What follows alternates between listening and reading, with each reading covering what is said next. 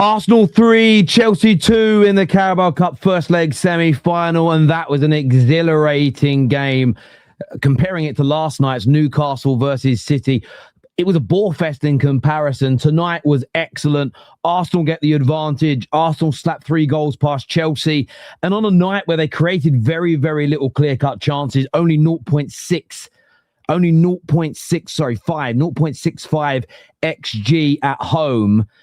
Only one big chance created. Arsenal will feel a little frustrated. They got 2 goals, one at the back post from 2 good goals really from Garnacho, but sort of out of nothing in many ways. A lot of good intent from Chelsea in the game, a never say die attitude. But Arsenal will watch the game back and say we really should have killed the tie off at this point. But look, Arsenal by far the better team today. That's the truth of the matter. But we want to get your views. We want to get your opinions on that. Make sure like buttons have been hit. Make sure you're subscribing. Big up to everybody that has joined us from That's Football as well. It's great to have so many of you here this evening. But if you haven't subscribed yet to the Football Terrace, if you're new here, get that done. Just get it out the way. Someone here says easy points. So Esteval cooked Timber. Listen, Timber's a right back playing at left back today, but he's still one of the best fullbacks in the country. And Esteval was absolutely phenomenal with just a never say die attitude down that wing. Now, if you look at his ratings on the likes of SofaScore and FootMob, he's probably going to come in with the 6.5 because he didn't. I don't know if he created one chance in the game. He low XG, no goals scored, etc. But in terms of the perseverance, 5 dribbles completed out of 6, but it was a constant threat and a fawn all night. And I'll never fault a young man for that, because too many players fail or their team's down and they drop their heads and they stop playing. And I thought young Esteval did a fantastic job in that regard today and deserves a hell of a lot of credit for his individual performances, no doubt. We're going to put the polls up as well in a moment's time. We're going to post them in the link. We'll do the first one for Chelsea. That is for you to do your player ratings for Chelsea. I'm going to create that now for you. And I'm going to post that. Chelsea player ratings. Have I spelled that right? Yes, I have. Oh, sorry, I put the wrong thing in. I didn't. Let me get the link for you guys. It didn't copy the link stupidly. Hang on, peeps. Chelsea player ratings. There we go. I've posted that into the live chat. You should see that. You should see it. I'm going to just going to copy it. Let me just post it up here as well. 1 second. Chelsea player rankings. I'm going to post it up there. Going to create one for the Arsenal players as well. Feel free to do both. Bear with me a second while I get these done. Then we're going to Then we're going to jump in to talking about this big game tonight, because it was a very, very, very big game indeed. Let me put the Arsenal one into the live chat as well. Arsenal player ratings. That's in the live chat too. So you guys can go and do that, and we'll come back to those player ratings and scores a little bit later in the show. But lots to go through today, lots to talk about. And I want to start with the winners tonight, the victors of tonight's game, Arsenal, because Arsenal tonight demonstrated their superiority in nearly every single part of the pitch. They're away from home, a big rival in a raucous atmosphere. Those Chelsea fans were up for it. Yes, they've got their problems with their owners. Yes, there's still a lot of question marks over Liam Rosenior. But as most fans do, once the players cross that white line, they create the atmosphere, they support their team, they make a noise. And Chelsea did that brilliantly tonight. And I want to first pay some homage to Chelsea in this, because Arsenal scored from a set piece, lo and behold, to boil a lot of piss. But score after a set piece, 6-7 minutes into the game. Ben White with the goal. Really poor goalkeeping, I will add, from Rob Sanchez. And I looked at Chelsea and thought, can they maintain composure in a really big game, in a match that matters? And they did. And Arsenal were the better team still in the first half. I feel they didn't have as much of the ball, but they were certainly the team in the first half that had the better XG. They had the more shots on goal as an example and looked threatening. And barring one cut inside and shot that was saved from Esteval, by the way, fantastic all night, Chelsea didn't do too much. And then the second half began very similarly to the way the first half did. Arsenal come out, a brilliant bit of football down the right-hand side from Bukayo Saka, up against the then already booked Cucurella, who couldn't make the challenge. He would have probably dragged him down normally, but he gets the better side of him, plays a lovely ball for the overlapping run from Ben White, and it's cut back into the box. And Gyökeres has to stay alive here, and I'm really happy for the man because I think he's faced a lot of levels of scrutiny that have been over the top, considering the amount of other new signings this summer that were, some of them twice as expensive, and have scored nowhere near as many goals as him, have faced a lot less scrutiny. But again, Rob Sanchez making another very, very big error. And as he does that, Gyökeres had to be Johnny on the spot, and he was alert and he was ready. And he scored what is a massive goal in his career. Because for me, forget what the mainstream media says, forget what the commentators say. I've been very fortunate to be at the center of so many fantastic footballing debates amongst fans in the last decade or so, since the social media era has been upon us, whether it's on my platform, Spaces Online, or whether it's just listening to debates on other channels.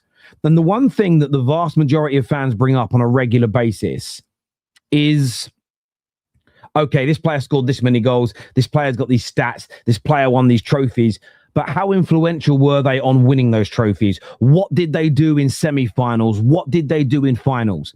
And the case in point would be Harry Kane. How many times have you seen Harry Kane ridiculed for not getting over the line, for not delivering in semi-finals, not delivering in finals? And it's why it's a big goal. And it doesn't matter if it's a goal poacher's goal or not. They all count. It doesn't matter. You get it over the line. And you saw again a spring in his step. There was more confidence. Suddenly he's holding the ball up. He's bringing others into play. Chelsea get themselves back into the game, as we know, by making it 2-1. A very, very good cross over the top. Falls to Garnacho at the back post. Very composed. Hammers it home and makes it 2-1. And you think, wow, now Chelsea are going to go at Arsenal here. The crowd's up again. Can Arsenal, a team who, and let's just say it right, who are synonymous, a team who everybody calls bottlers, everybody says can't handle pressure. I'm sitting there going, right, can they handle this? Can they handle this pressure that is now being thrust upon them? And they did it very, very well. Barring a 5-minute onslaught, Arsenal then took back over control for the next 10 minutes or so and worked the ball very well towards the box. Gyökeres, with a great first touch, knocks the ball off to Zubimendi, something that he's been doing on the edge of the box okay, occupying defenders, the hold-up play's been good at times, but it's what can you do in the box, Victor Gyökeres? And he has been criticised for that, rightfully at times, but as I say, I think somewhat over the top as well. A lovely layoff to Zubimendi, and you see when he does it, he sucks players in that are going to stop him, but he lays the ball back out to Zubimendi using space. He beats one man, shoots, and makes it 3-1. And at that point, I can only go by what I was reading in my group chats. Anita, Dorbs, most of the Chelsea fans, just that's it. It's over. It's done. We are out. But a late goal from Alejandro Garnacho still gives Chelsea hope.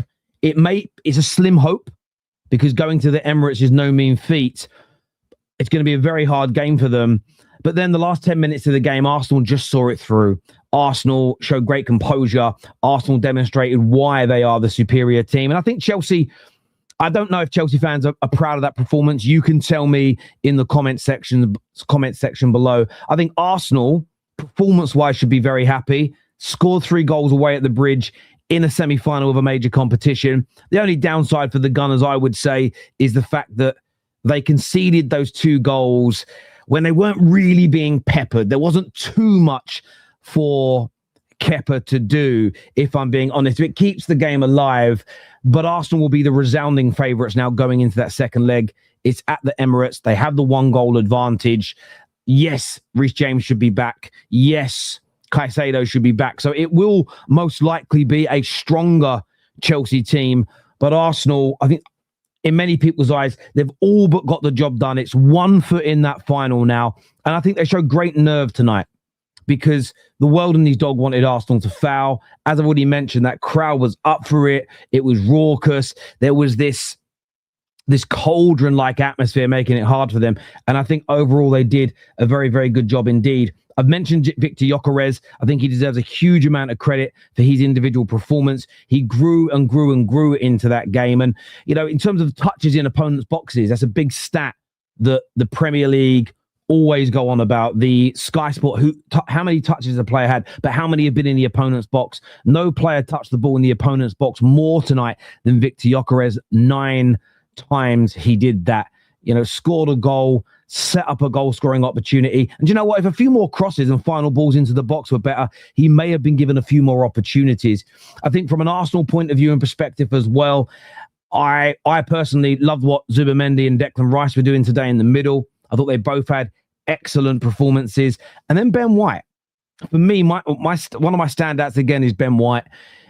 On the periphery, really, of the Arsenal team, been out for a while with injuries, picked up another knock and has come back in. And he steps into the side tonight, picked himself up a goal.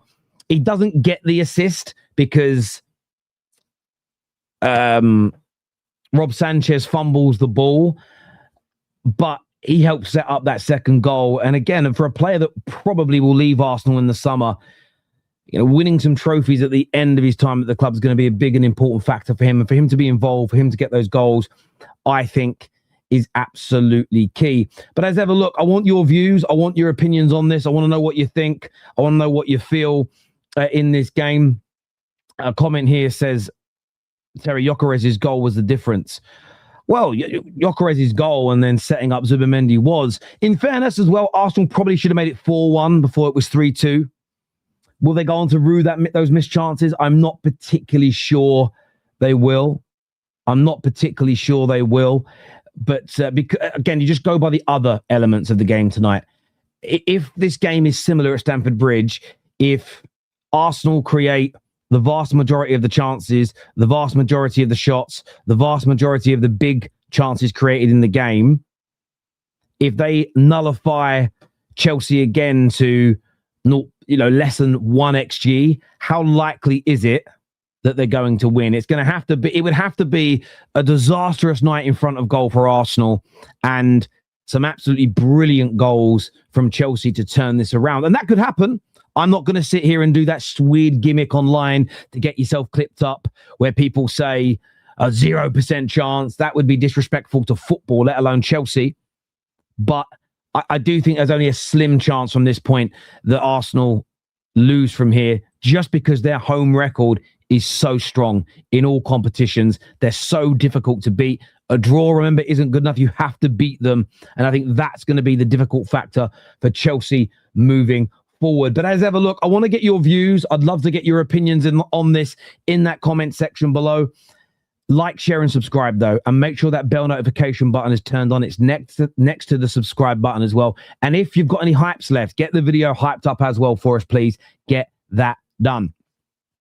Let's go to some more of your comments that are coming through here, people. Got quite a few to put up on the screen this evening. Let's have a little look.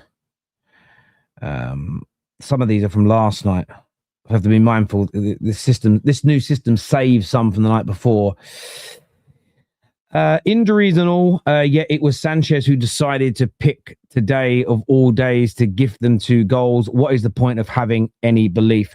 I will be honest with you as well. That's, Chelsea weren't at their best, and I know they had players missing, right? And I'm not one of these people that, again, does the gimmick that injuries are zero excuse. I don't like any of that nonsense. I think it's disrespectful, again, to football. But people only do it to shit on clubs or managers they hate. And I'm just not joining in with that gimmick. What I will say is I've given Rob Sanchez a lot of praise this year. I've given Rob Sanchez a lot of praise for having a good season by his standards. The problem is the leopard doesn't change its spots. And we've got this right now with the Man United fan base, so I want to give you some context to this. In his first 15 games at Man United, Onana conceded 23 goals. Lemaines has conceded exactly the same amount. Now, Lemaines played a bad pass out the other day. He actually saved a shot from it. And the one goal I look at and go, oh, we might have saved that, was actually the goal against Everton. Outside of it, most of the goals we've conceded have been horrendous defending. I wouldn't blame him for it. where if you look at Onana's first 23 goals he conceded, there was some where he dived the wrong way. There was at least 2 where the ball was crossed in. He let it bounce past him and go in. A couple that went under his body that should have been saved. We were a better team back then.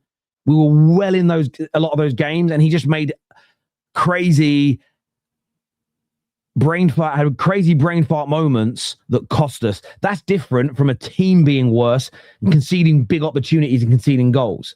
But people don't like the context. The issue is, the reason why I would never bring Onana back to Man United is I just don't think those blunders will ever leave his game forever. You might get a good 3 months, a good 6 months. You might start going, I think he's turned the corner. He's not going to do it anymore. The problem is, what separates the Rob Sanchez's, the Onanas, from the category that the Donnarummas and the Alissons and the Edisons and De Gea's in their pomp at their best. They all make mistakes, but it's the frequency of those mistakes. And what a lot of those top goalkeepers do is when they're in their pomp is, and by the way, Chelsea are a giant football club who need a goalie in his pomp. What happens is they make one mistake and you normally get a flurry of them in the same game and over a period of time. Rather than it being a mistake, they wipe their mouths, move on, and they're fine for the rest of the game. And they're fine in all the matches afterwards. And I keep saying it to Chelsea fans. It's not a dig. You need a world-class goalkeeper. Sanchez had a good season so far, but you know what he is, and I don't think he'll ever have that coached out of his game. He's a good keeper. He's not a world-class goalkeeper. Chelsea are too big a club to not have a world-class goalie. I've never seen a team play so poorly out from the back and go unpunished like that today. Can't believe Arsenal went 2-0 up before, 1-0 before. I can't believe that they weren't 2-0 up. Yeah, I will say this. I know that Maresca plays out from the back. I know Maresca was doing it. But I'll be honest with you, and I'm going to ask the Chelsea fans when they come on. It depends how many come on tonight. I don't know how many Chelsea supporters we're going to get, if I'm being absolutely honest with you. But the way Chelsea were playing out from the back, it was crazily suicidal. And again, there was about 5 or 6 occasions that I remember where Odegaard, Gyökeres was so close to getting the ball off the toenail of a defender or a keeper. And they've got to improve on that. And I noticed that was a difference. Yes, Maresca would do it, but it felt, and I'm going to look at Andrew Wintersurfer when I say this, because I do want some validation when I give this opinion. I really do. I felt like what Liam Rosenior had Chelsea doing tonight. Yes, it was playing out from the back. Maresca did the same, but it felt like an extra 1, 2, 3 passes. It felt like more passes than Maresca's. It'd be 1, 2, bang, get it into the middle or get it out wide. Where this was pass. Even when there was a pass on to get it out, they passed it back again, and that was strange to me. And that in the Premier League, unless you've got the best of the best on the ball, you are going to get. I know tonight isn't the Prem, but you're playing top Premier League team, you're going to get punished for that. So yeah, I don't disagree. But I get the feeling that's the way Maresca's going to, that's the way Rosenior's going to play. Lost that game and the protest would have had a bit more bite. Esteval is the minerals. João Pedro does nothing once again. Awful physicality in defense. I hear you on all that, DR. Chelsea needed the W tonight as they will get knout at our gaff. It doesn't matter if Maresca or Rosenior, no different. If you don't build the squad with any of the common football sense, it will always be a Garnacho brace to save us. Yeah, Shirley of all people as well. Arsenal with Big Gabby versus who play like 2 different teams. With Big Gabby versus, I don't know what WO means. Write the full sentence so I understand, please. Sorry. Thank you. Esteval is an insane talent. Garnacho may have scored, but that feels like defensive lapses. Good win, but we go again in 2 weeks. Gyökeres will grow. Come on, you Gooners. Yeah, look, I think there may be some defensive lapses. Where I will give Chelsea some credit is Chelsea, when they scored both their goals, really committed. They really committed players forward. They overloaded the box. They made sure they had numbers there. And I weren't sure if they were going to do that at 3-1 because there was this conundrum at 3-1. And they took a gamble, Chelsea, and it paid off for them. They really committed to the attacks. And I think that was a good sign. There was a really great intent there. What they run the risk of is being caught and conceding a fourth and the game being completely over. But it went their way. And sometimes in football, and I've spoke about this a lot in this last week as a Manchester United fan, and I'm not going to talk for other clubs' ethoses and cultures and histories and DNA, I'm going to speak for my own clubs, is that I would have wanted Man United in that circumstance to gamble and go for the goal, then just sit back, especially when you know where you're going next. Does that, maybe if you're losing 3-1 to Man United had this, we weren't losing 3-1, but I think we were 1-1 or 2-1 down in a League Cup semi-final against Derby when they were a championship team. And in that instance, it's like, you know, with the home ties at Old Trafford next, just relax. You don't need to gamble and then get an extra goal behind going into the next game. So you have to have game management because you've got to be sensible. But I thought Chelsea did the right thing in that moment. They took the gamble. It paid off for them. They went for the goal. They got it. And I think you've got to give Chelsea credit for that element of their game. I'm certainly going to give them credit for that. I don't think you can't. I don't think you cannot. By the way, 6,100 people watching. Get the like button smashed, please, my people. Get that done right now. 1 second. Where are all my Chelsea fans? Gone to bed.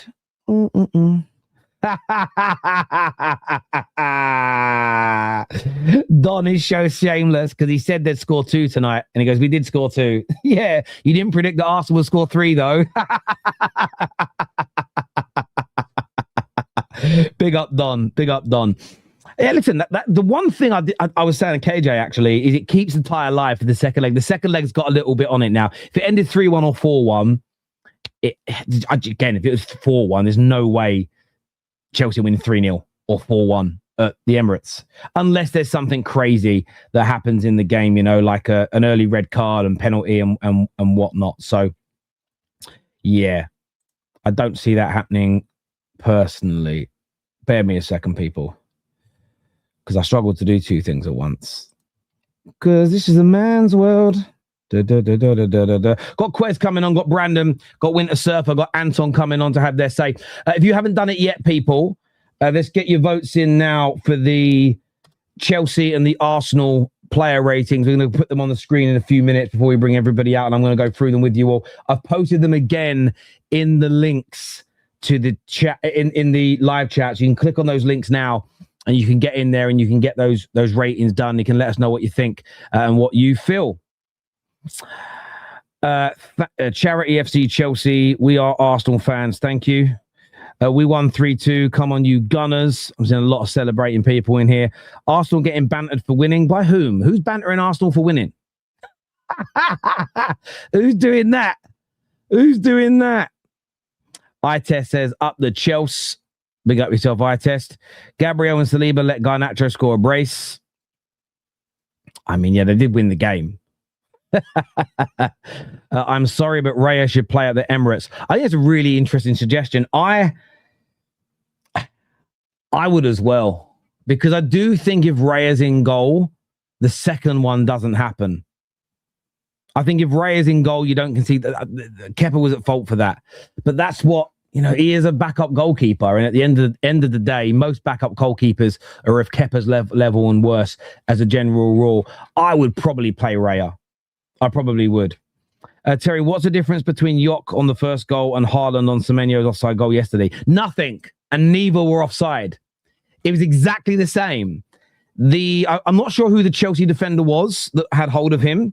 It might have been Guiu. That had hold of him. But he weren't interested in making an attempt to clear the ball. He was interested in grappling with a player.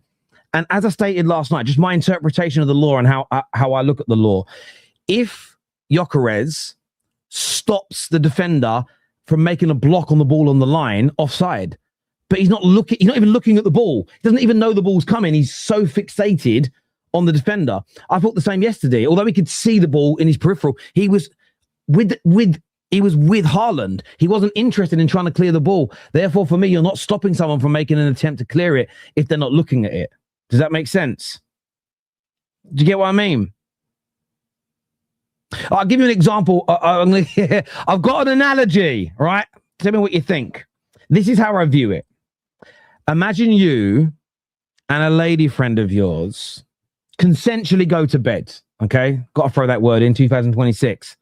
And you're having a great time, some kissing, some hair stroking. You have a little bit of the horizontal hula. Ooh, you're loving it. You're loving it for the whole 2 minutes. Like this is the best 2 minutes of my life. Cha-ching. And as you both finish and calm down, you look out your bedroom window and your car's been nicked. And you go, oh no, my car's been stolen. And you turn around to the lady of the dreams and say, you stopped me from catching the thieves. Well, no, she didn't. You were engaging in an act together. That's where your focus was. She didn't see the thieves and say, let me take you to bed so you don't see them. It's not the same thing. And that's what these offsides were. The centre-backs or the defenders had zero interest in the ball. They were all about stopping the defender. Therefore, they were not stopped from making an attempt to get the ball. So, yeah, neither of them are offside. The right calls on both. I keep the same energy. It's as simple and as straightforward as that. That's not a bad analogy. That's a great analogy.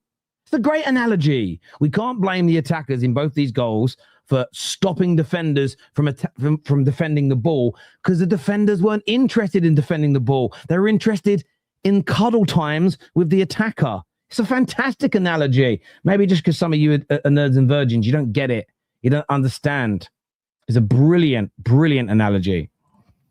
No, Neats, it wasn't awful. It's literally correct.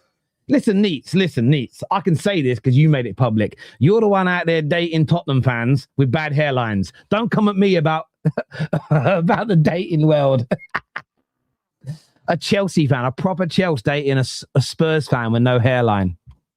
Was it Patrick? Anyway, I'll leave Nita in her love life alone. Terry, please help me understand. Tosin was subbed on around the 80th minute when 3-1 down. Where's that gone? 3-1 down. Maresca used to do this. People like Don blame Maresca for this. So why did Liam do this too? Same tactics, different manager. Well, look, what I will say, and I think you're very, very right. I think you're very, very, very, very, very right indeed that you are... I've seen nothing different barring playing too many passes at the back in the first two games. There wasn't the same level of inverting today as we saw against Charlton, but there was inverting against the Charlton game. The subs, I've seen a lot of people say the subs are at the same times, but we also know that your ownership of putting medical experts on the bench to tell the managers when to make the subs. So if they were telling Maresca when to do those things, if those stories are true, well, of course, Liam Rosenior is going to do the same thing. So I wouldn't be shocked about that. I will say the handball rule is stupid. There was a sequence where Arsenal player outside of the box said no, a second later hit Chelsea player said foul.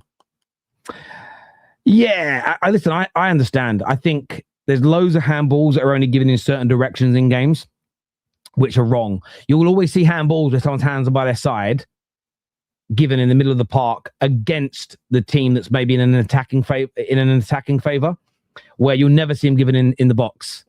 It's very, very strange. Yeah, they'll give them as handballs, but yeah, if you score a goal in the box that way, like it hits your hand, you then get the ball and pass it to somebody, and then they tap it in, they give the goal. Very weird rules. I completely and utterly agree with you on that. Right, let's do these player ratings before I bring the panel out to have their say tonight. It's not a massive panel, so we can get through this. We're going to start with Chelsea tonight. Let's put the Chelsea players up. Wow. Rob Sanchez tonight. Let me just timestamp when we're doing this. I know people like to come back and watch these on the show. Let me just timestamp for player ratings. 2.6 for Rob Sanchez.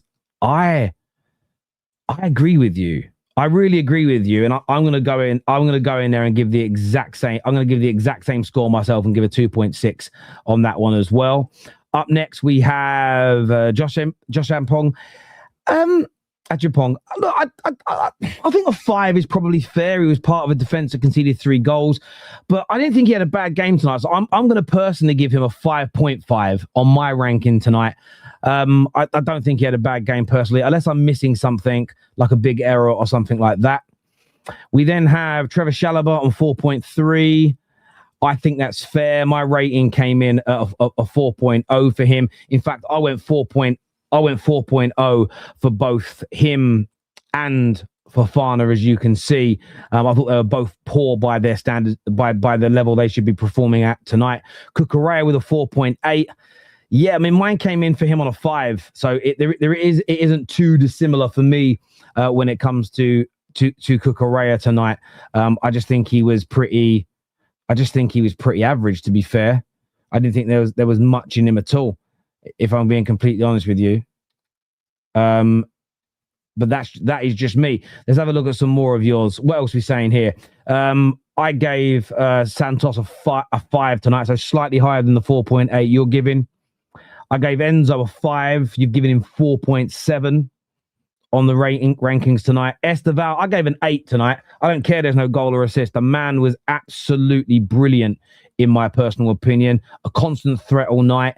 If 2 or 3 other Chelsea players had performed like him, then I feel that Chelsea would have been in a much better position than they are right now. João Pedro, I gave a 5.2 tonight. You guys gave 4.1. Neto, I gave a 5.2, pretty much the same as you. You give him a 4.9. Guiu, I gave a 5.2. I've been a bit more generous than you all, but listen, I'm not going to argue with your rankings there. Tosin, I gave a 4. We're the same on that one. By the way, this has been voted for so far by just under 1,000 people, so a pretty good average that we're getting there from everybody. Badiashile, I gave a 4. You gave 4.2 to him. Hato, I gave a 4. Again, these are subs. They didn't do too much in the game. Garnacho, I gave an 8.5 to him because he scored 2 good goals. I'm not going to take that away from him. Those 2 good goals are worth a lot. They kept Chelsea in this game. And I think, again, him and can't remember his name, Esteval, really, really, really did a very, very good job. A very, very good job indeed today. They really, really did. But look, as ever, I want to get your views. I want to get your opinions on this in the comment section below. Let's have a look at Arsenal's now and how they've come in. Kepa's coming in at 5.6. For whatever reason, it's not letting me do my voting for this, and I don't know why. It's not letting me add my scores in, which is strange. I don't know why, but it isn't. So I'll just tell you what mine were. I gave him a 5, to be fair, because I do think he was at fault for the second goal massively. Ben White, 7. I went with a 7.5 tonight from him. Saliba, I gave a 6.5. No, I gave him a 7, and I gave Gabriel a 6.5 tonight. They did still concede 2 goals, and they were meant to orchestrate that defense. I think there was an element of sleepiness about that regard.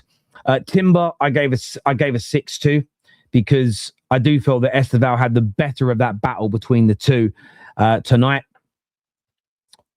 Odegaard, mine was a 6. You've given him a 6.4. Zubamendi, I gave a 7. I gave an 8 to him, actually. I thought he was very good overall this evening. Plus, he scored a very, very important goal. But you gave him 7.6, not too dissimilar. Declan Rice, I gave a 7.5 to. So pretty much the same ranking as yourselves. Bukayo Saka, I actually only gave him a 6 tonight. I thought he was good, but he wasn't involved as much as I was expecting him to be tonight. But not awful, not great. Just a 6 from me. Gyökeres, I gave an 8.52 tonight because he did get a goal and he got an assist. Very quiet in the first half, but grew in the second half, and I thought was excellent. Trossard, I gave a 6.2 as well, so a very similar score to yourselves. Jesus, I just gave a flat 5 to Gabriel Jesus, to be fair. Gabriel Martinelli, I gave a flat 5 to him as well.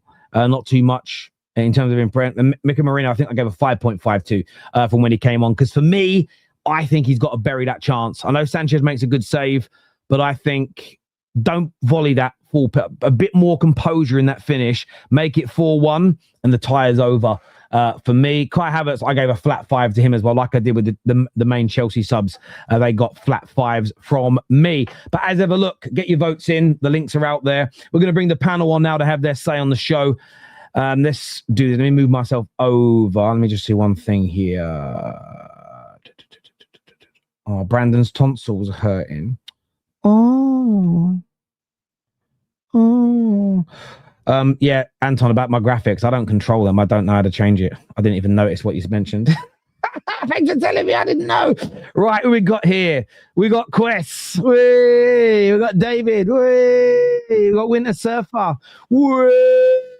Anton. Brandon. No, I'm joking. Welcome, boys. Welcome. Commiserations on the defeat tonight, Chelsea. Well done to the Arsenal fans. Brandon, talk to me. Big semi-final so far. Your Arsenal boy stepped up and delivered. Yeah. I'm going to get pelters for this, Tel. I'm going to get absolute pelters for this. I don't know how to feel about it. Don't do it. Don't do it. You're going to say something bad, aren't you? I don't know how to feel about it because I think we'll go to the final. I'm glad we won the game, of course. But I didn't like elements of our performance tonight. There was a massive lack of control in the midfield, especially, which allowed Chelsea to get back in that game. I thought Chelsea had more control in the midfield than what we did for large parts of the game. I was quite surprised that Arteta didn't make substitutions in the midfield area sooner. Happy to see Gyökeres score. I think that was probably his best game in an Arsenal shirt for what Arteta wants him to do and what we want from him. But yeah, there's individual performances that I didn't like tonight. Like Cucurella was on a yellow card from the 45th minute. Bukayo Saka didn't test him once in that second half. I was really, really, really surprised that Arteta didn't make the substitution and bring on Madueke, somebody who's going to run at him, somebody who's going to force him into a challenge, somebody who's going to maybe try and get the geezer sent off. You know what I mean? And I'm happy we got the advantage. We needed the advantage. I don't think Chelsea will win at the Emirates. Like I say, I do think we will go through to the final. But for me, that could have been a larger advantage. Chelsea were really struggling in that first half, especially trying to play it out from the back. We caught them a few times, and then in the second half, the press that was catching them out was pretty much non-existent again. And I'm like, what's going on? It's like, we scored the opening goal, and then all of a sudden we kind of just went back into our shell a little bit and just kind of allowed Chelsea to play a little bit more. Without really going for the jugular. And that's the only thing that really winds me up about Arsenal is when there's opportunities to kill these teams. I mean, we could have been out of sight tonight. Look at Chelsea and the way they set up. They had 3 of their best players out. No Reece James, no Cole Palmer, no Caicedo. We could have really gone for the jugular tonight, and we didn't. And then, we got what we deserved in the end in terms of them scoring 2 goals because our defending, which is normally really good, at times today was really, really poor. Timber was getting absolutely cooked by Esteval. I don't mind saying it. He was getting absolutely cooked by Esteval.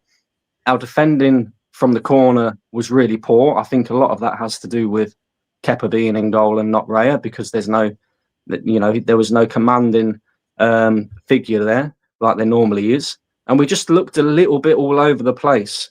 So I think we're a little bit fortunate in the way, Tel, because, we've got to be honest with ourselves. We can be happy with the win. We can be happy that, we're going to the Emirates with an advantage.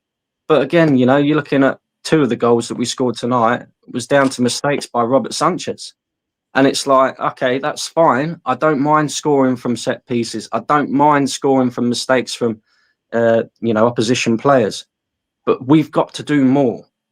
We've got to start killing these teams off. And this is half the problem that we had previously, in previous seasons. We don't kill games off when we have opportunities to kill games off.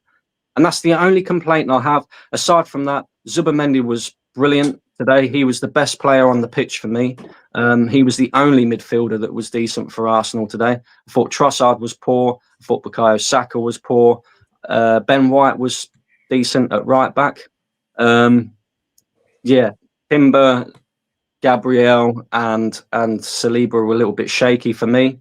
Odegaard, absolute crap. That one game where you expect Odegaard to really take control, really take control and really move that ball about, really create some chances. He was crap. He was absolute crap. Every single time, the guy's moving it out to the right-hand side, never to the left-hand side. He's a little bit weak and feeble in his challenges. He's just, I don't know. Maybe he's not my type of player. But I thought he was poor tonight. I thought he was really poor tonight. I hear where you're coming from, Brandon. I'm going to come to Anton in a minute because I know he's going to speak Arsenal. We've shared the link if anybody else wants to call in and have their say on the show.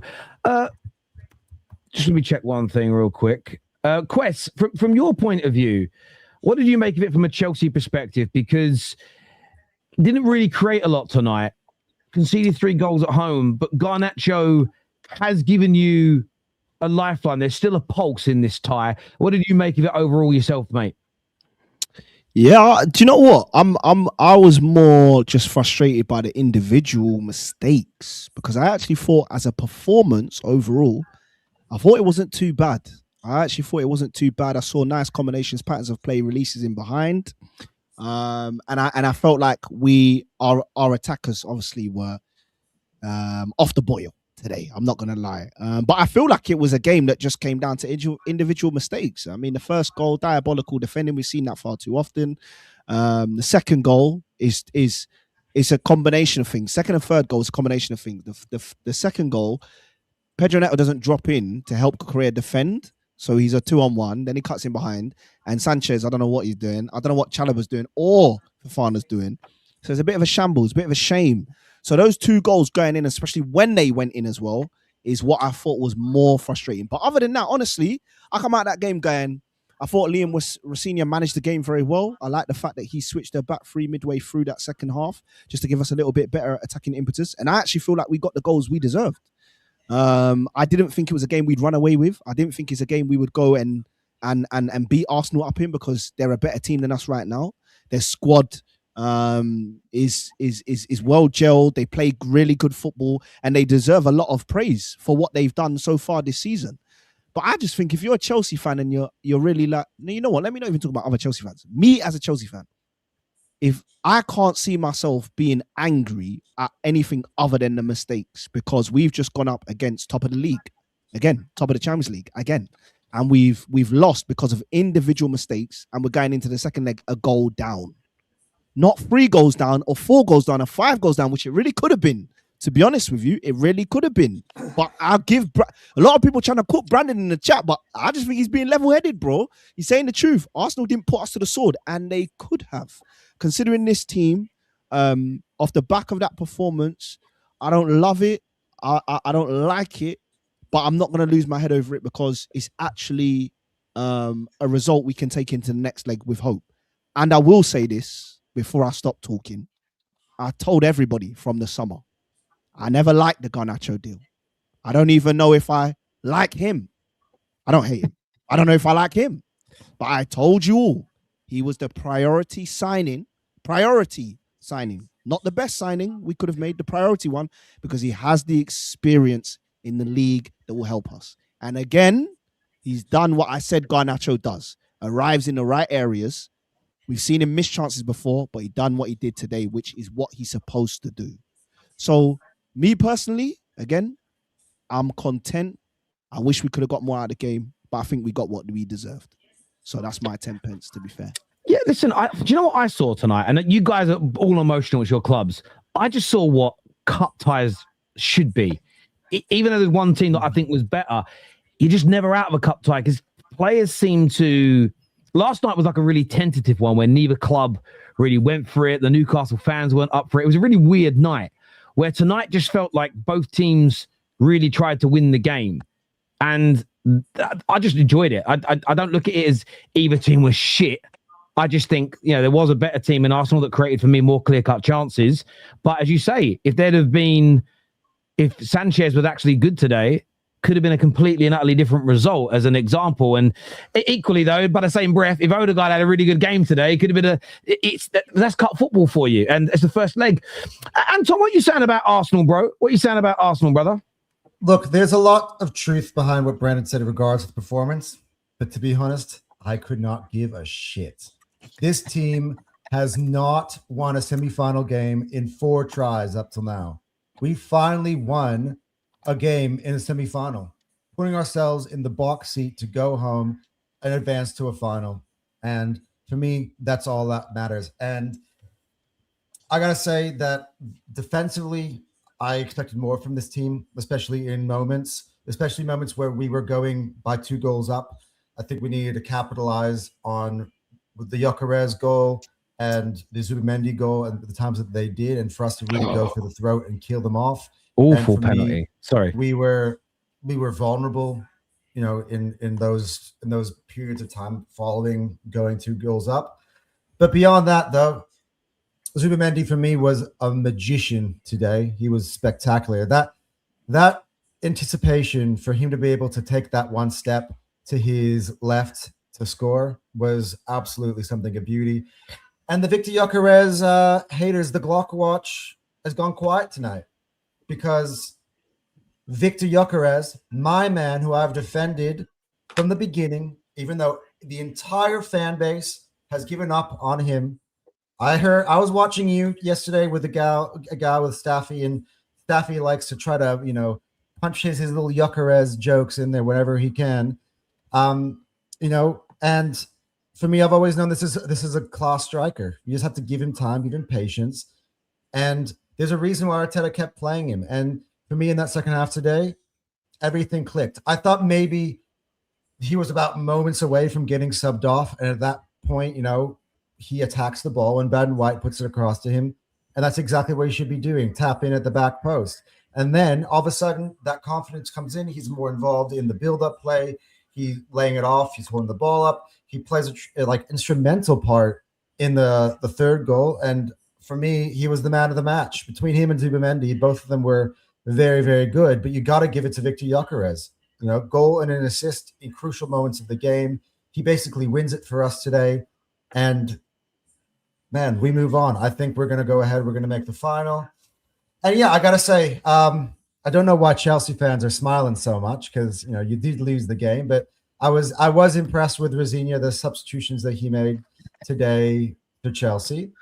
Fuck you for smiling. But I'm like, dude, your standards are in the mud. They're not in the mud, bro. It's just I don't need to be depressed. More than Brandon. I don't need to be depressed. We lost 3-2, but we held a good account of ourselves. Like for all intents and purposes. That sounds like Man United in the first game of the season. This is why I can't do football fandom with certain people. I don't understand losing your head every game. Like, yes, performances can be bad. This wasn't one of our best performances.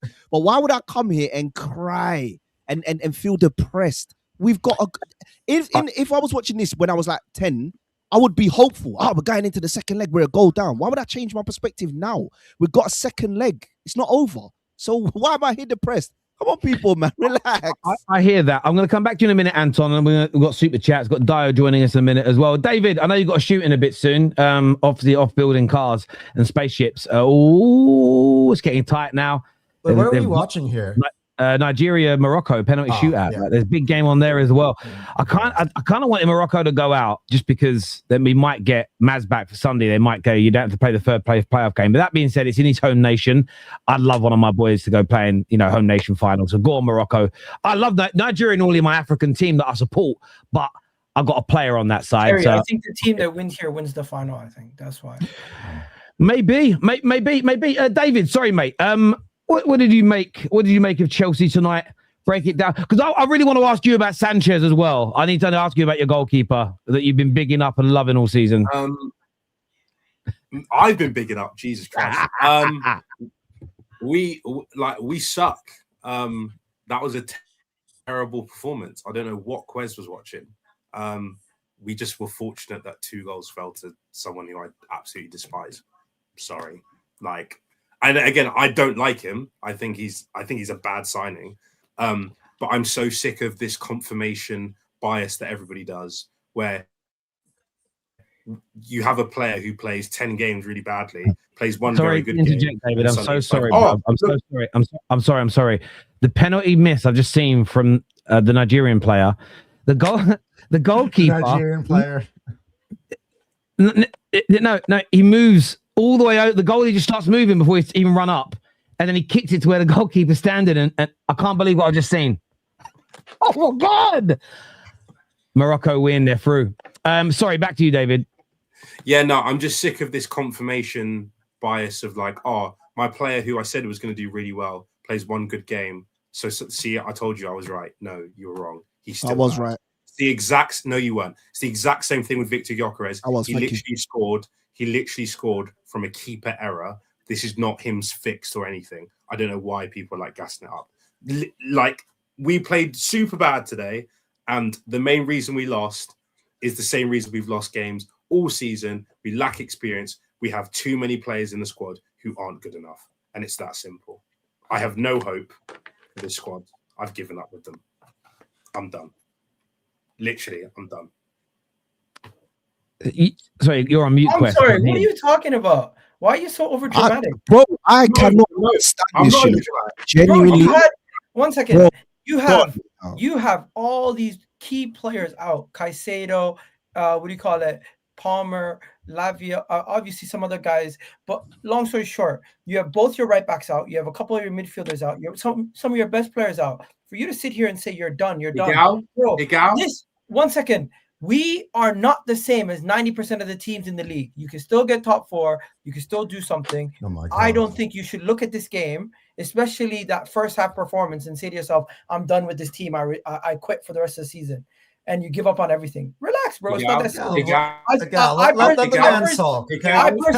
I watched the team who was missing a bunch of their key pieces. I'm not sulking. I said it. I watched the team who was missing a bunch of their key pieces play well for that first half, end up bagging 2 goals, and the scoreline might be flattering, but guess what? You still took your chances quite well, and you have that in your pocket. Your goalkeeper was shocking. I get that. Your defense is still very immature and young, but everything else you can still improve on. You have some of your key midfielders and attackers coming back second half of the season. You can still get top 4, top 5. Chelsea's not that bad, and the league is still wide open to see who gets 4th or 5th. For you to say you're done, you're acting like you're in Tottenham's position. Tottenham are 3 points or 4 points behind us. No, but look at what they have in their squad. What are you on about? Egal, we have shown zero consistency the whole year. 1 second. Bro, it's Arsenal. Yeah, 1 second. They're 18 points behind us now. They're in the let David finish his point. He didn't finish rebuttaling. What's your point? Go on, David. Finish, please. Is that we are inconsistent, right? You are saying like, oh, at least you're not Spurs. Spurs are literally like within touching distance of us, right? So this whole thing of like, oh, you're missing 3 players. We're always going to be missing 3 players. We've been missing 3 players the whole season. Our club does not allow us to play players who are not 100% anyway. So I don't know what you're an Arsenal fan. You're looking from the outside in. So I get it. You haven't watched us as in depth as I have, right? But I see what we're working with and just go like, do you know what? We're actually just not that good. And that's fine. That's absolutely fine. We're just not that good. Or Liam Rosinha, when he said there's a small game on Wednesday, he actually meant it. And they didn't care about this game. They didn't care about going to. Whoa, he was being sarcastic. This is the guy that's trying to tell me. Because what I heard, Gusto and James are both out. They didn't make the squad. The report that I heard from Sky Sports was Christ. Chelsea Football Club are not prioritizing this trophy. You guys are probably prioritizing the league. That makes us look worse. That we only beat them by 1 goal if they're not prioritizing it. For you to go into the cup final and Cole Palmer's out, Gusto's out, Reece James out, and of course Caicedo's already out due to suspension. I'm not looking at this team and saying this is anything remotely close to the best that you can be. Now, we weren't our best either, but at the same time, my point is about Chelsea specifically. You didn't have to be. Again, let me just. I want to jump to Winter Surfer for a minute. I want to get your take on Chelsea tonight because Kwess fairly positive. David, it's an absolute disaster. We've got a big mixture in the comments section. What did you make of Liam Rosinha's second game in charge, Chelsea's approach tonight, and the overall performance and result? Well, I mean, he can't help Sanchez. I mean, Sanchez is just a bozo non-stop. So, you know what I mean? He really can't help that. Just on Kwess's Garnacho line, you said he'd be good in the league. He doesn't turn up in the league. He only turns up in the cups. So you're wrong about Garnacho again. Don't misquote me. That's not what I said. You did say that. You said I said he's the priority signing. If you're going to quote me right. Because the one thing I won't do is lies. Quote me right. I said he was a priority signing. I've been saying that since the summer. You can go see the clip. You can finish, but if you're going to quote me right. Don't misquote me. You also said he'd be good for the league, and he's not. I said he's a priority signing. And you don't like it because you don't like him. And I can accept that people don't like him. I can accept that people don't. No, hold on. I can accept that people don't like him. But the one thing we're not going to do is we're not going to lie on my name. The one thing I said is he's the priority signing. Listen, you lot are contributing to Chelsea's civil war that don't need to exist because you guys are miserable. Miserable about the fact that we just lost to Arsenal. It's not. Yes, no, it's not about being a happy camper. It's just the fact that I feel like I might be the only person that manages to hold a perspective that isn't always negative, because I'm not sat here feeling depressed like my heart is broken and we just lost to Arsenal, the best team in the league. You man, no, it has to be called out. This type of football energy is nuts, me bro. and Winter Surfer have regularly come on. No. We've regularly come on jarring, the show. bro. Love. No, we've regularly come on the show and have said that the project's fine. It just needs to. We need these certain bits added to it to make it. So better. what did I say that was different? We've regularly said that. But what did I say that was different? In a position where the stipulations we set at the start of the season, all the variables we had are now different because the club can't keep consistent themselves. These young players, right? No, I hate young players. I actually do. But the one thing they require is consistency. This club is anything but. It's anything but. I just want my point is this. Sorry, I'm gonna let you go, Surf. Yeah, my point is just this, right? When are you gonna just give respect to Arsenal? Because that's the perspective I hold. Arsenal are a very, very good side. We've seen them consistently all season take 3 points and get results at teams. They came to us the first time, 10 man down, we held them for a draw. That was a good result. We've just got very similar today. And yes, we may have got lucky in today's result. But at the end of the day, right, we come away with a 3-2 loss, not a 3-1 loss, not a 5-0 loss. We're going to the Emirates with hope in the bank. How the hell can you, man, come on here acting like we're going to war? What's wrong with you, man? Yeah, what is actually wrong with you guys? Press FC. Get a grip, man. No, I've had enough of this. This stuff is too much, bro. It's nuts, bro. You lot are doing too much. Here's the thing. Arsenal fans can give respect to Arsenal's performance. I'm focusing on my team. That's all I'm focusing on. You say go to war. We should be going to war. It's a semi-final. That atmosphere at that home ground today was disgrace. That atmosphere for a semi-final. I don't care what shape the team is in. It was an absolute disgrace. I can't think of any hope when I'm turning up for the first leg of a semi-final with Mark Gugu up front, fucking Achimpong at right back, and the Chuckle brothers in centre backs, and think we're going to do anything. Arsenal should have absolutely slapped us. It's the only thing they took their foot off the pedal. That's and they didn't. Problem. That's Arsenal's true. Problem. They took the foot. The away support was amazing today. I thought the crowd was. If we play that game, David, let me finish. I don't know how anyone can have any hope of going to Arsenal. We haven't lost at home this season whatsoever. We barely concede. We're one of the few that scored two against them. That's fine. No one has scored 3 past them since Luton nearly 2 years ago. How anyone can have any hope of going to the Emirates and getting a result is beyond me. If we do, I'll come on and apologise. That's absolutely fine. I don't blame Liam Rosenior. I blame him for taking the job because he knows what the rules are, but I don't blame him when we've got some of these players. Robert Sanchez is a walking, ticking time bomb. Terry, you said earlier, he's played well this season. You know, he's played well this season, but that's average for every other goalkeeper. His best is average for every other goalkeeper. He is atrocious. I've gone from Cech to Courtois to 1.5 years of Mendy to this shit goalkeeper. Okay? He is atrocious. And also, I tell you what isn't going to help Rosenior, that passing out from the back with those players doesn't work. Just hoof the effing ball. These players can't play out from the back. Just hoof the fucking ball out. I don't care if you do it 50 odd times. They can't play out from the back. Awful. Okay? Yeah, Esteval played well. Whoop-de-fucking-do. I don't care. No one else played well. Okay? Absolute rubbish. Again, they bottled it. All right? Benacho, well done. You turn up in the cups because you don't fucking turn up in the league ever. But thank you for turning up in the cups. It seems to be your competition. But, you know, anyone who's got any hope for the second leg, unless a miracle happens where Arsenal get a player sent off in the first minute and we get a penalty, there's no way we are winning and going through in this tournament. Big up to Arsenal. They were better and they didn't even have to get out of third gear tonight. That was the most impressive thing about them. They didn't have to. If they needed to, they would have slapped us 5-6-2, something like that. That's literally my point. If Arsenal, the thing that Kwess is forgetting is that, cool, we lost 3-2, but if we play that game 9 more times, Arsenal win 3-1, 3-0, 4-1, 4-2. Maybe we sneak a 1-0 by luck, right? But overall, they outplayed us in every department. So I don't know where this joy is coming from. Because not joy. Even though Arsenal are better than us, in a one-off game, we should be in a position where we can challenge them.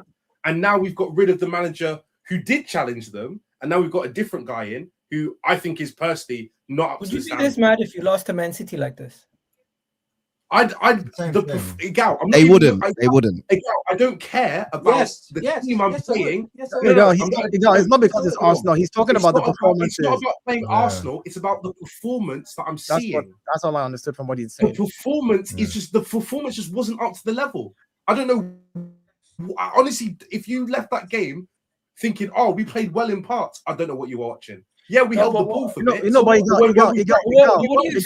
So you just think we played completely rubbish? No. See, Kwess. Here's the thing, right? Sorry, David. That was a 4 out of 10 performance.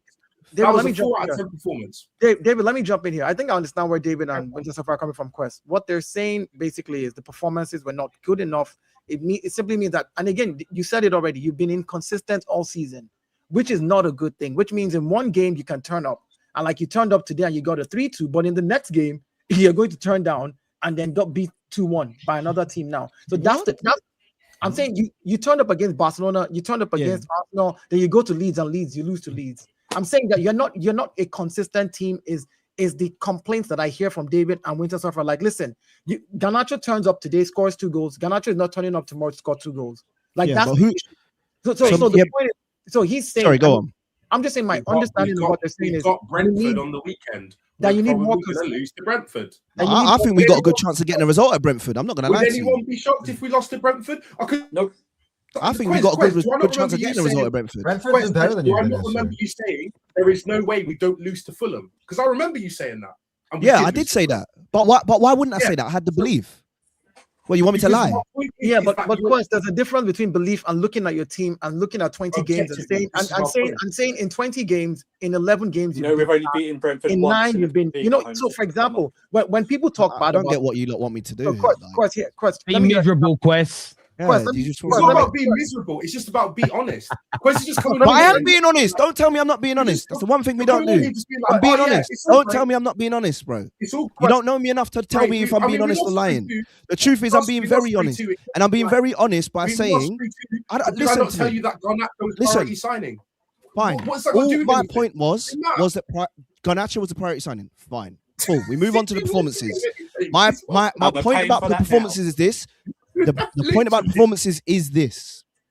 We've been so inconsistent this season that we've managed to go to a team like Arsenal and actually been able to, at points in games, go toe-to-toe with them. So for me, I look at that as a positive. I'm not saying it's a reason to jump for joy. I'm not saying I'm out here throwing parties.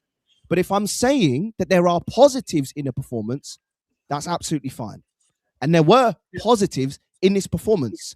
What I'm not going to do is do what so many fans do and act like I'm dying. I'm not dead. In the 2000s, when I was growing up watching Champions League football, cup football, if you went away to someone's ground and you knew you had a second leg tie and you went to the other ground with a goal in it, you had hope you could get a result. So why would I change my perspective now? I think you have to. Hang on, let me. Listen, hang on, Dayo, can I answer that? Right, that's fine. That's fine. If you give me Prime Lampard, Drogba, John Terry, and Peter Cech and Ashley Cole, we don't have that. But they don't have Henri, Perez. They have. Do they? Today but again, you have to look at the context. You have to look at the context. Today was a prime example. Today was a prime example of how you build squads in a Premier League team. Today was a prime example. This squad is average at best, and it proved it when you line up like that. But Surf, I get you. I get you. But if I know. I'm just saying, but to the same degree, if your point is, that we've got an average, inconsistent, horrible squad, are you not happy that with all of that, we still lost by a goal? 1 goal. How can you not think goals don't determine? There's actually no way to lie. I'm gonna let Winter Surf the last point on this, and then I want to ask Egal and Dayo about Arsenal. We've got Superchats to do as well. I understand where you're coming from, Kwess. My main frustration is that we have this idiot in goal who's cost us again because he hasn't been punished making mistakes. Doesn't mean he's been playing well all this season. Do you understand what I'm saying? That second goal, Kwess. That I'm sorry, I don't care how bad Jorgensen. I don't care how bad Jorgensen is. Sanchez should not play the next game because of that mistake. I agree. He made. That was. I mean, to give. I mean, Gyökeres. I mean, you think that Gyökeres must have been dreaming of a goal like that to be handed to him, something like that, to break his duck. I've been dreaming of a goal like that. I know you have, Anton. But I need to let you know, tonight it's red panty night in Anton's house tonight. After that goal, I tell you. Give Ben White credit. Yeah, you're right, sir. Give You're Ben right. White credit. Oh, shut up, Egal. It's a goalkeeper mistake. Give Ben White No, credit. Ben White. If Ben White doesn't lace that hard and down straight at Gyökeres, It's red pen. You're right. You're right. White's You're house right. too. My frustration is actually, Chris, without those mistakes, I don't know. Hindsight's 2020, right? Without those Sanchez mistakes, I don't know how Arsenal react. Do you know what I mean? Okay, yeah, Because fair. of those Sanchez mistakes, Arsenal had the fortune of not having to go into very high gear for much during this game. Okay, that's my frustration at it. If he doesn't do those mistakes, maybe Arsenal do go into high gear and maybe we still get punished. My frustration That's is fair. that I'm being told on other streams that he's like the most improved player and the second best player this season, and I'm ripping my hair out. No, I've been quite very civil towards Sanchez for the last few months because he hasn't made I'll give you a lot that. of mistakes. But it's just that in the big semi-finals, you need your goalkeeper to step up if he doesn't do anything. Do you know what I mean? If he's like just to make a save or something like that. Do you know what I mean? I agree. And I agree. That's my huge frustration with it, that we still have this idiot in goal. And we're not. No, I'm with you. After today, I was like, I actually think I have to concede. Like, he has improved massively, but I think like now Liam's in, it's time to move him on. Thank you for all you've done. Thank you for the great performances. It's time to go. Yeah. Do you know what I think is interesting? Like, something, and I think we've all done this.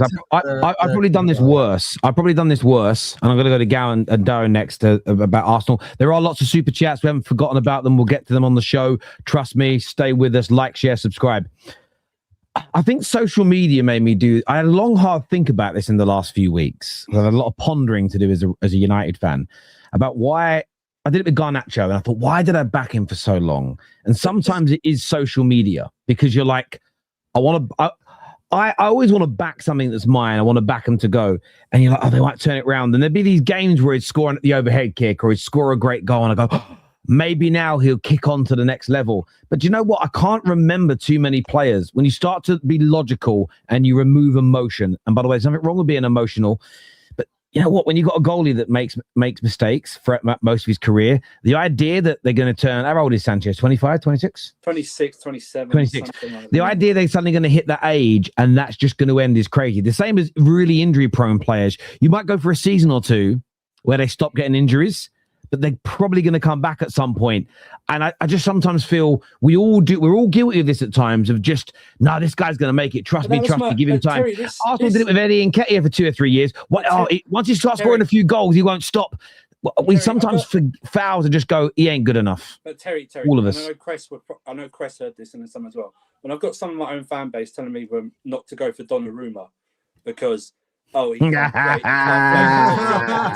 can't win. You simply cannot win. I agree. Win. It's like pissing in the wind. It's like, what is the point of having we these discussions with those same type of people? We all do. And again, I laugh at it because we've all done it, because we're so. It's not even about ego. Some people it's ego. There's no doubt. All of us have got an ego. Some people more than others. But sometimes it's just you want your guy to end up being the right guy. Does that make sense? So I get it. I get why people do it, but at the same time, sometimes I've got to wake up and smell the coffee. If someone ain't it after 2, 3, 4 years, the likelihood of them being it is very, very low indeed. Very, very, very low indeed. I actually think that Chelsea should give Jorgensen a run of games. Yeah, he ain't much better though, mate. Yeah, he was better. Try something else. Before I ask Egal about his team tonight, I need to show you guys a picture that I put it in the group chat. Someone has sent me this picture. Once you see it, you can't unsee it. Okay, I'm going to show you it now. That's nasty. Now,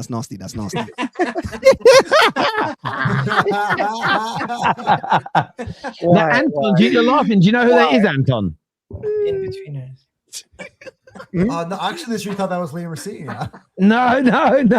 You're a joker. There's a great secondary school picture called The In-Betweeners, and there's a character in it called Simon, and someone's obviously done like a face merge thing. It's actually I think even Chelsea fans will find that funny tonight. Egal, what do you make of tonight? Because himself in a meeting, that's the one. If you haven't watched In-Betweeners, get watching it. It's amazing. Egal, from your point of view, semi-finals have been a bit of kryptonite for Arsenal. The last 4 you've played in, you've lost the ties. I don't think you've won any of I'm not sure how many of the individual games you've even won. None of them. So how impressed were you? Because, you went into this game, you're the serial bottlers, another semi-final. Would you come undone again? And you give yourselves an advantage to go back with to the Emirates. Talk to me, mate. Hey, you know what? Finally, we scored in the semi-final. A second, I think before this day, we had 1 goal in 8 games in semifinals. Arteta's broken the curse, and it's away at the ground in England where we have been the most successful in the last 8 years.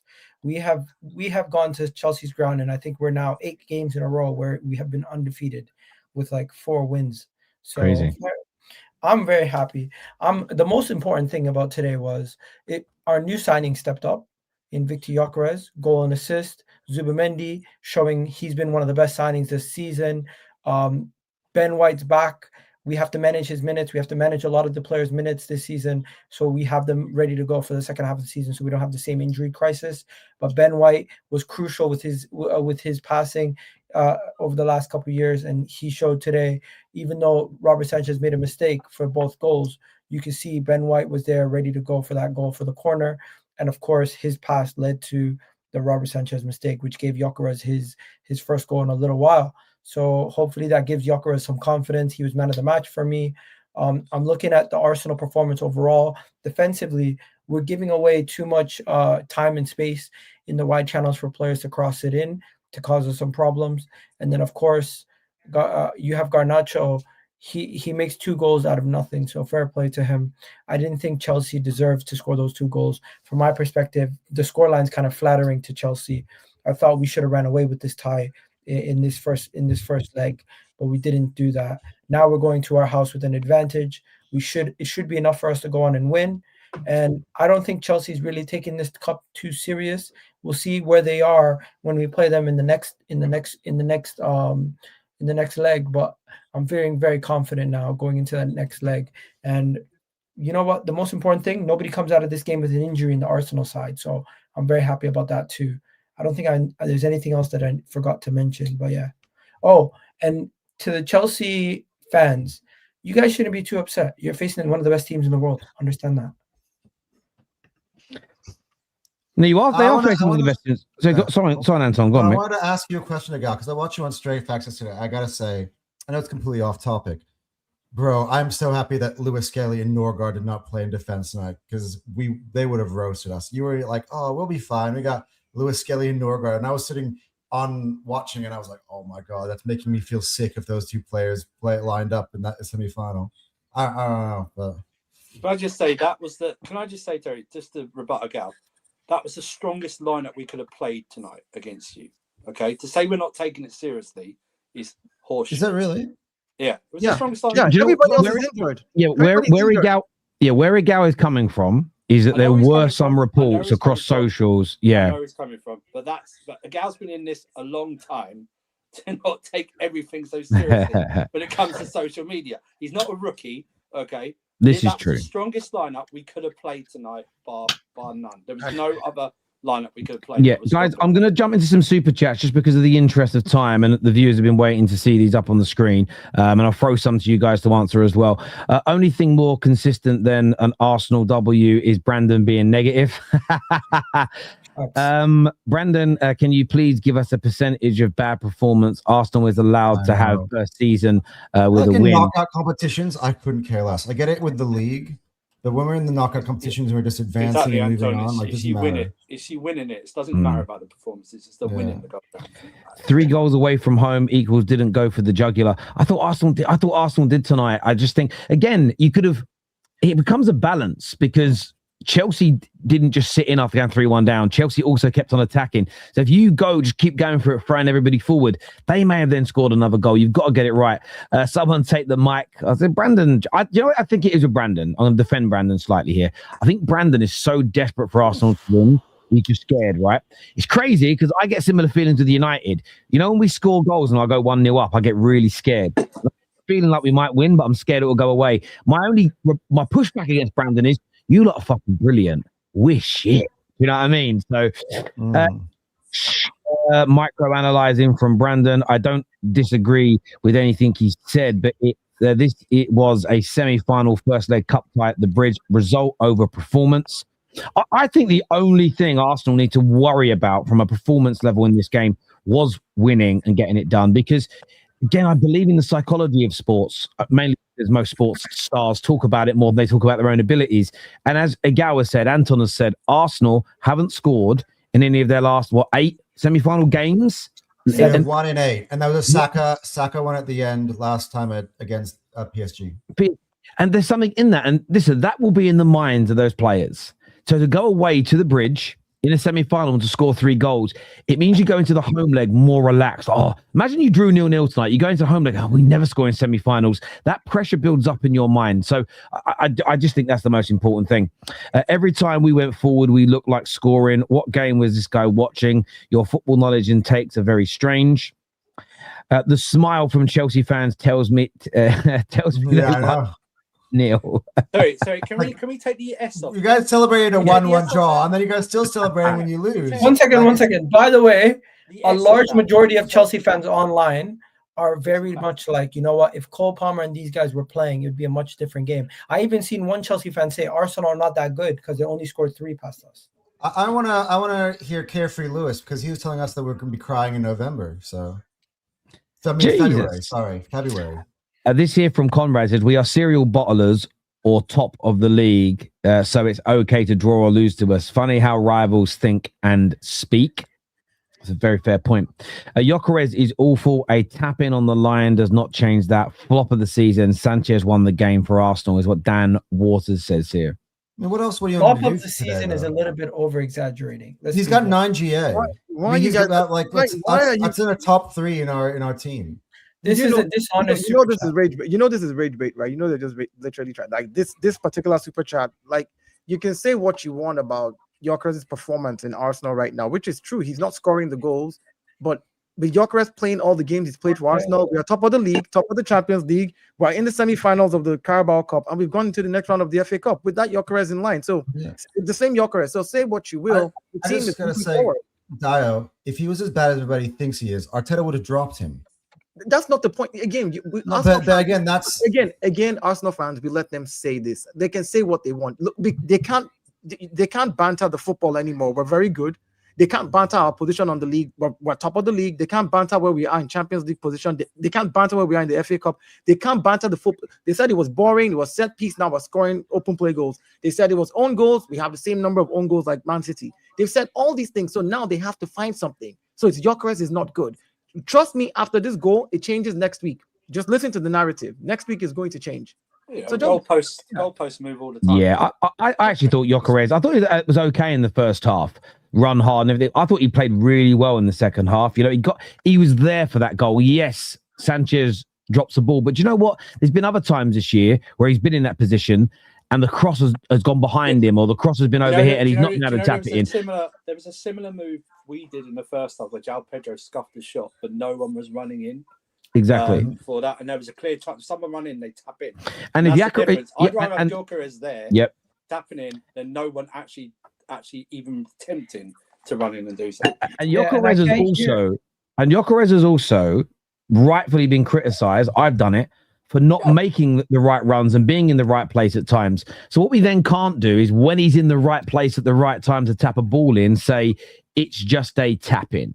Because then then you can't criticize him for not being there for tap-ins. Right. It becomes. What's he supposed to do? Blast one from outside the box, like it's supposed to do like this. Jerry, there's a lot of disingenuous conversations that are happening, or just people are just not being fair with their judgment.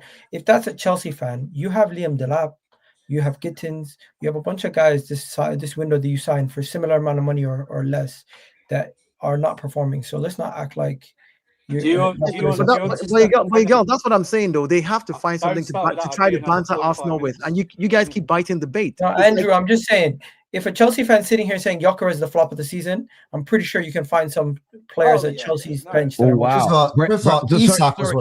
Sorry, we have breaking. Sorry guys, sorry. Breaking news coming from L'Equipe, leading French publication. Enzo Fernandez is disturbed by the departure of Enzo Maresca and is weighing up his Chelsea future. PSG have added him to a short list of players. So Enzo... Let me just respond to that, Terry. If he was that disturbed, how come he was playing shit before Enzo Maresca left? He was that disturbed. He was that disturbed. Just reading it. Well, if it wasn't for that miracle... So this is, if it wasn't for that miracle save from Sanchez on Moreno, it's 4-1. Oh my God, how did he save that? Gyökeres going to silence the haters. He's a beast, is what WIIN says here. As usual, Chelsea fans out here smiling. Fan. We'll go to no. Yeah, there's a n KJ, on there. Fan. Yeah. This, right? When it's a fan. Cut the S out. It's literally cut the S out. It's fan. All right, it's fan. You got man of the match. Should hold on to. You know what I will say also in defense of Gyökeres, and I know Winter Surfer and Egal have been on these shows for the past 5-6 years. Spaces everywhere. People make such a big deal of performances and goals for attackers in semi-finals and finals. Don't Arsenal fans, don't let anybody play it down, because it's, if you don't score in these games, you get absolutely rinsed. So you got to give credit there. Goalpost, Terry, right? What's the most movable thing in life? It's goalpost. Absolutely. You know what I mean? Loving Egal and his positivity. Egal, do you think Wolves could finish in Europe? Hey, try staying up first. Underrated stat: Chelsea have won one of their last 15 against Arsenal. It's true. And as that previous super chat said, I didn't read it. Sorry, it's 90 minutes at the Emirates is long. Well, again, if you haven't lost at their ground in 8 games, only beating you once in 15 sounds about right, because I can't remember when they beat you. 2021, Lukaku scored at the Emirates 2-0. Yeah, there we go. So since then, there's been at least how many games since then? We must be close to 15. 2 league games a season. So you're talking about 8 or 9 plus, maybe 15's a bit much. Maybe that is the one win. Yeah. Chelsea should get some of the US daycare fund. Jesus. All right, I'm not going down that rabbit hole. Have you won? You have to win at the Emirates. You're in trouble, is what WIIN says here. The Rice guy is bang average. Chelsea fans happy clappers. Rice was good today. Let's see if Rice was in the top 3 performers. There were Rice, I reckon Rice, Mendy, Gyökeres. Not in any particular order, but Nav here says same old shit, sideways, backwards passing. Liam never picked the team. I'll be the first to call it. Why is it that the coaches, if they are coaches, never tell them not to keep playing from the back? I ain't buying it no more. True or not? Yeah, I've seen a bit of this online. Chelsea fans really worried that the issue he has is that he can't enforce his own playing style, much of it, because we're playing every 3 or 4 days, and we know at this point of the season you're barely training at all. Do you know what I mean? Because you're trying to make sure you don't get injuries. And I understand that. I just change one thing. Just boot the ball out. That's all I'm asking for. Just boot the ball out. Yeah, there was a one time I think Fofana had the ball. I thought Odegaard nearly took it off his toe, and it was so risky what you were doing today. In the first half, Arsenal pressured us because we were pressing out from the back, and they could have scored twice when they had on another day that will cost you. Yep. At least no one was shameless to say it was cold. This is true. Players can't play out from the back, just hoof it, just emotional nonsense. We lost because of 2 crap moments from Sanchez. Yeah, that's right. Because like I just said, you obviously, actually, this was probably a message a long time ago. If you're struggling with active listening, you didn't watch the game, we nearly got caught twice playing out from the back, and also when Arsenal pressured us simply by not just hoofing it or just chipping it or something like that to get the pressure away. We're playing it with players that can't play out from the back. Chalobah can't, and Fofana can't play out from the back. And then Sanchez, also, Terry, how long does Sanchez have to hold the ball onto the ball before he passes it short to someone? He holds the ball up, the player gets that close to him that he passes the ball sideways like that. Just hoof the ball. I'm not saying every time. Yeah. Change it up. Because if you change it up, Arsenal don't know whether to press or not to press. Do you know what I mean? Just change it up. I hear that completely. Well, I think you pointed that out, because I felt like we weren't pressing all the way to the keeper. We were stopping short. If we went and kept pressing to the keeper, I think we could have got to one of those balls. Exactly. But you got nearly twice, not even getting to the goalkeeper. You've done it twice in the first half and nearly paid off. That's my problem. I don't mind you doing it now and again, Just mix it up a bit. Mix it up, yeah. Mix it up. I get that. Dayo, what did you make of your team tonight? I know you had quite a bit to say about the Gyökeres situation and Chelsea, but what did you make of it? Some gooners frustrated that you didn't kill it off. Others just very happy to get the win. Where are you at with this, bro? I'm just happy we got the win. I predicted a 3-1, and I even said in the stream before the game today, sometime during the week, I said it'll be a high-scoring game. We might end up having a 3-2. We said that, and eventually prediction came through. While the game was going on, when they subbed Garnacho, I started singing the song. I said, Garnacho, do something, and he scored 2 goals. And I think I cursed my team. I swear down, because I was laughing at him. If you remember Anthony, when he was going to come on the pitch and he was looking, I looked at Garnacho and I was like, yeah, you think you're going to come and do something, right? And the kid came and scored 2 goals. Yeah, so I think I winched Arsenal by saying that, and I'll never do that again. But the game in itself, I think we were fully in control of the game today. Well, when Chelsea had the ball and they had individual players that looked dangerous. You had Esteval who looked dangerous at times. But again, he's coming up on Timber playing in left back, who that's not his natural position. Timber plays right. He also can play left, but he's better at right back. Having said that, I think we put out a team today that could win. I think if Raya was in goal, I don't think Kepa, those 2 balls going. I think Raya stops at least one of those 2 goals. But all that is if, buts, and maybes. The bottom line is 3-2. We go back to the Emirates where we have not lost the game. We've lost 1 game in 27 since the Aston Villa game. Like, we've lost 1 game in 27. That's the consistency of a team that wants to win something, and that's what makes me happy. I look at the overall consistency. The individual one-off games today, I think we took our legs off the accelerator. We should have actually tried to get more. But 3-2 away at the Bridge, when we just left the Bridge a couple of weeks ago, 10-men Chelsea held us to a 1-1 draw. I mean, so I don't understand the fans that are now saying, we didn't play well, or they're being negative about it. I think they're just doing what rivals do. They just need to find that little one thing that they must complain about. I have nothing to complain about today.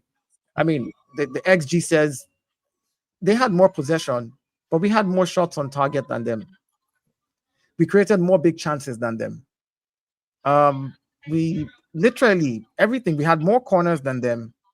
They had more offsides than us. So we even played our offsides trap properly. We had more shots on target, more shots off target as well. So I'm happy. I can't complain. Semi-finals have been our bane for the longest time, and we have finally, at least in one leg, been able to score more than 1 goal and win the game. This is not like a 2-2, and then we go to the Emirates. So 3-2, yeah, I'm happy. We're good. I hear that, bro. I hear Terry, that. I got one more thing. Victor Gyökeres still hasn't scored against a big team, so it's a little concerning. Oh, right. Chelsea's not a big team. I'm not going to let your banter get in the way from the fact that he has, but Nav here says, would it surprise you that Liam was told to pick the team? I wouldn't. I don't trust this club anymore. Real coaches would change and stop playing from the back and be able to see the issue lying ahead. Performance was crap. Do you know what I'll say, Nav? What's going to be very interesting? It's one of the reasons I'm so excited to watch what happens with Liam Rosenior. With all the kind of rumors and stories that they say what players should be in certain teams. This is theirs in Clear Lake. They put the medical staff on the bench to make sure Maresca takes people off at the right time. They gave him a letter. The element where a lot of fans are saying, stop inverting, stop doing this, stop doing that. If Liam Rosenior comes in and does the very same thing, that's when I think Chelsea fans have to just start being objective and say, hang on, is it 3 or 4 managers in a row that are just making these mistakes? Or are they being told to play this way? This is how Chelsea want to do things, because it would just be a bit weird for them all to keep doing the same things. Subs at certain times, certain players always being taken off. I do think fans should look for these patterns, because I'm not someone who believes in too many coincidences. Does that make sense? But do you think that's a fair thing to say, Surfer? Listen, I said previously, right now, I think we're going to look the same under Maresca, because he's got very little time to install the type of play he wants to do. We're playing every 3 or 4 days at the moment. Maybe after February, maybe if he lasts that long, by the way. But if he lasts that long, you know what I mean? I'm just saying, if he gets to March or something, after the international break, something like that, we're still playing like that, then maybe you could look into that. But if that's the case, then why didn't Garnacho start today? Because he's priority signing, Terry. So I don't know why. If they're picking the team, why didn't he start today? Yeah, but the article, I read an article about your Chelsea medical team. They said it's a standalone medical team that makes decisions as well. Like they can actually make decisions on who plays because they can manage the load of the player. So maybe they wanted to manage the load that Garnacho has been playing, and that's priority signing or not, they will still manage the load. Your club is treating players like assets, and for them, it's a good thing. I think they just have to find the balance and the middle ground. And to that guy super chat that said he thinks that they're telling him how to play. Again, they can tell him what players to play, but then in-game management, Rosinha should be telling them after the second press, don't play out of the back for the next 3 minutes or the next 5 minutes. That's the thing. Yeah. Telling them that, and then it doesn't matter who's on the pitch. You can just tell them what to do. Yeah, I agree. Hey, can I say one more thing, guys? Stop complaining after every win. Stop complaining after every draw. Sometimes you need to just enjoy the ride, because I feel like some people are pissing themselves off, getting themselves winded up the whole way throughout the season, and they don't realize that we're better than they actually expect. Do you know what's going to be really interesting? If you keep being miserable, you're gonna miss what's actually. You are going to miss those things. But what's interesting is a lot of gooners say it's just because of PTSD not getting over the line. So I'm in one of the, again, just purely from a content creator perspective, one of the reasons I'd like to see you win the League Cup and the Premier League, just from an experiment point of view, is to see whether those same people moan at every little slip up. Because if you win those trophies and they keep moaning, then we know that for a fact that those 4, 5, 6 years of saying I'm only moaning when it's good because of PTSD in the past, we know that was all a lie. And it's that what's left other than to say it's performative. What's remaining? So I'm intrigued to see it. Where we're sitting here now, if you got both of those over the line, you would have beaten Pep in the final and beat him to the league. So there'll be nothing anybody can say. Terry, you heard it here first on your channel, right? When Arsenal win the trophy this season, and if they, by some footballing gods give us 2, you will hear those same people. This is the words I'm going to quote it. They're going to say, "Well, he should have done that 4 years ago." Well, that might be what it moves. That might be what it moves. Yeah, it will move on to that. We weren't ready yet with the squad yet. The development of the squad 4 years ago was I hear there. that. One at a time, please. One at a time, please. I'm just telling you what they are going to say. Don't try to clarify it. I know that they're being silly. Half of them, the real truth is, half of the people who keep saying, "Oh, Butler's this." I look like, as much as I want my team to win the trophy, which is the end goal of the entire thing, is I'm looking at my team and you've lost 1 game in 27. Yeah, I hear that. I want to go to this comment here from Royal, who says no mention of the first goal that was offside. And this is what I love about being consistent on VAR. But again, it's a dig at me. I said City's goal last night should have stood. Yeah, sure. So I'm not changing my tune for the one Arsenal got. And that is what winds up some of these people more than anything I say and do. You know what the difference is, Kerry? Wait. Gyökeres was not offside, by the way. But that's not the point. Right on the line. Bruv, you've gone for the bait. That's the point is that lots of people. I actually thought last night that Haaland was offside. The difference here is that Hughes literally on the line. He's actually more than clearly Haaland was in a more offside position. Sorry. Gyökeres was more offside than Haaland was, in terms of he was much more behind that line. However, the reason it wasn't given is the reason that Haaland shouldn't have been given. The centre-back who he would have potentially stopped from clearing the ball wasn't interested in the ball. He wasn't looking at the ball. So therefore, he couldn't have made a block for it. Same as I didn't feel that the Newcastle defender was interested in the ball. All he cared about. And we all see this. And this is where football fans, they look stupid and the officials look idiotic, is that we see it all the time. At most corners, I would say that 50% minimum of the defenders on corners don't care about clearing the ball. They care about grabbing hold of their opponents and stopping them from getting to the ball. Let's finish these super chats here. This one says, Chelsea ain't bad. They are just not good enough for you to be defending at them and to be positive like this either, is what Imran. That was obviously to Kwess a little bit earlier in the show. Thank you, Imran. To be fair, Liam really set Sanchez up to foul tonight. Playing out from the back. Yeah. At Arsenal, 2-2 on the Poch. So what is what CV says here. Nav says, I don't mind losing, fighting 100%, not sideways, backwards. It shows you're scared, not happy. We're better at pressing fast. We're crap going slow. Every week, the same thing. Entertain me Don't bore me. Is what Nav says here. It as well in injury time when they were passing around the back. Oh my God! Yeah. Jesus Christ. Bring Penders next year is what Dan says here. We got so lucky today. We were terrible, is what Nav says. He also goes on to say, "I want to believe we'll win, but with this style we play, I don't see it. I want to be positive, and we need to press fast. It's what we are good at. Ain't good for 700 passes and playing. So no, he's a Chelsea fan. Oh, okay.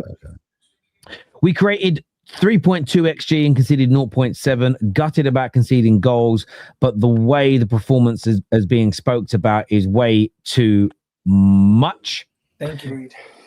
We're pretending Chelsea didn't have Caicedo, Palmer, Reece James, Colwell, Lavia missing. Nearly half the best 11. Try some nuance analysis.